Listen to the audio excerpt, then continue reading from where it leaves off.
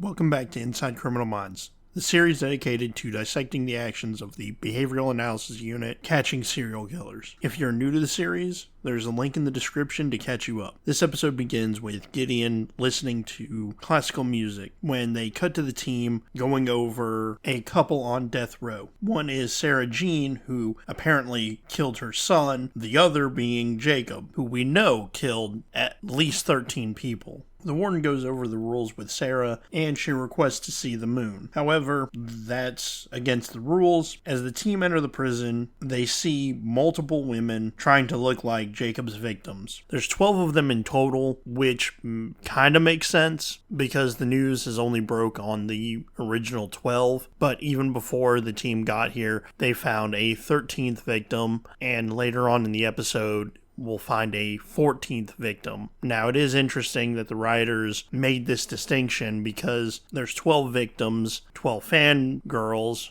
and adding JJ and Garcia, both blonde women, brings the total up to 14, the number that is actually confirmed by the end of the episode. Jacob does talk about 4 more victims, but can be easily dismissed as he's about to die. And it is strange that people dress up as the victims of serial killers, but that actually does happen in real life. Also, the team believes Jacob has more victims. During the profile, they go over the case, and with the aforementioned 12 girls being killed by Jacob, with only Riley being killed by Sarah. And also, Sarah was complicit in the abductions, and due to the psychology of Jacob, it is almost impossible for her to be that intimately involved. Gideon then splits the team up, placing Elle and Morgan at the house, Hotch with Jacob, and Gideon and Reed go to Sarah. While Elle and Morgan are at the house, they talk about the abduction method and the layout of the torture/kill site, and figure they need to talk to Sarah's mother. Back at the prison, the warden says something that I wish didn't make sense, which is they've been on death row for 15 years, but hey, that's our legal system. Gideon remarks on Sarah's paintings to break the ice with Sarah. Next, Morgan and Elle arrive at Sarah's mom's house to get some insight of the early life, finding out that the dad was strict and why she and Jacob are connected. That's when the mother hands over a letter by Sarah. As we get back to the prison, Jacob and Sarah are reunited briefly in an effort to spark something out of Sarah. Jacob gets excited, but Sarah has no emotion, even noting that they planned this. Now Hotch is interviewing Jacob, and Hotch is trying to stonewall Jacob. Unfortunately, it doesn't work. And as Gideon is interviewing Sarah, Elle reads the letter, and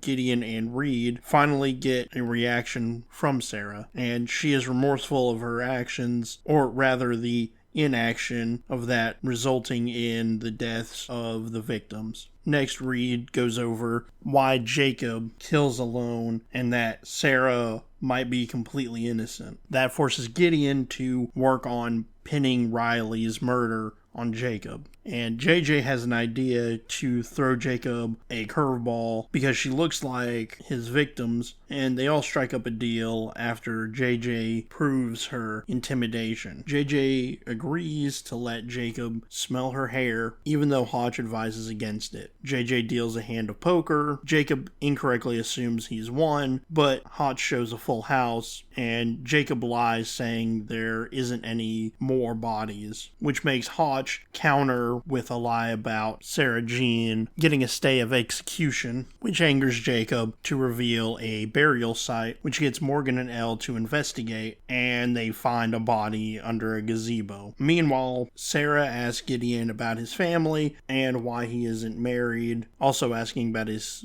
son, showing compassion that killers don't possess, furthering his theory of Jacob killing Riley. However, after testing, the team finds out that the victim wasn't Riley, but another victim, making 14, but Jacob isn't done killing yet, making Sarah Jean his last victim. Sarah does relent about the possibility of inviting Jacob to the 14th victim, because she's the one that was cleaning the victim's house and is visibly distraught. Hotch confronts Jacob about the lie, and he shrugs Hotch off, typical for a sociopath, as Gideon profiles Sarah's paintings, inferring Riley is still alive, which pisses off Sarah, and Gideon quotes the Bible while figuring out that Riley is still alive. As the prison prepares for the dual executions, Reed, Gideon, and Garcia are hard at work trying to find Riley, with Gideon even prying at the warden to get into Sarah's cell, trying to find something to use. The warden does actually bring Sarah outside in order to distract her long enough for Gideon to find something, and Gideon finds a Polaroid of Riley, giving our team hope that Riley is still alive. Jacob is then moved to the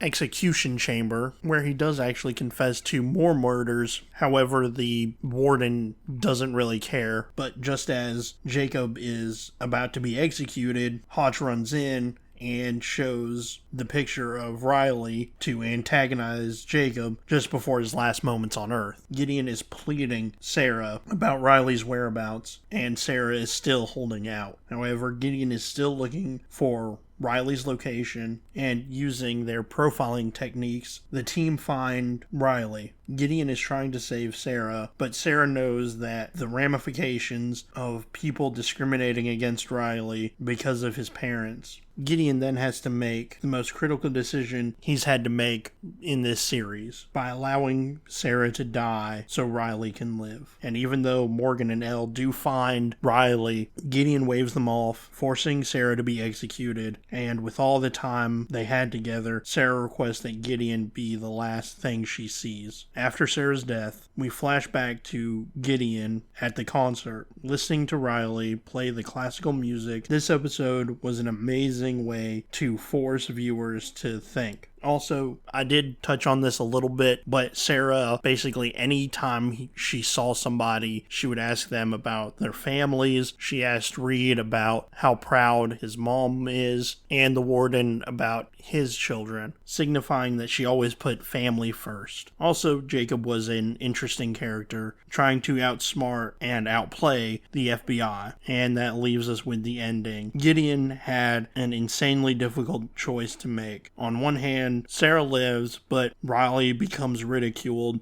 the rest of his life, or Sarah dies and Riley can live in peace. And personally, I would have went with Gideon's choice, because Riley's life would have been ruined. And that is an interesting moral dilemma. However, that it's all for this episode. Thanks for watching, and if you're interested in a spy who got fired, check out my other series, Burned Notice, and don't forget to like, share, and subscribe.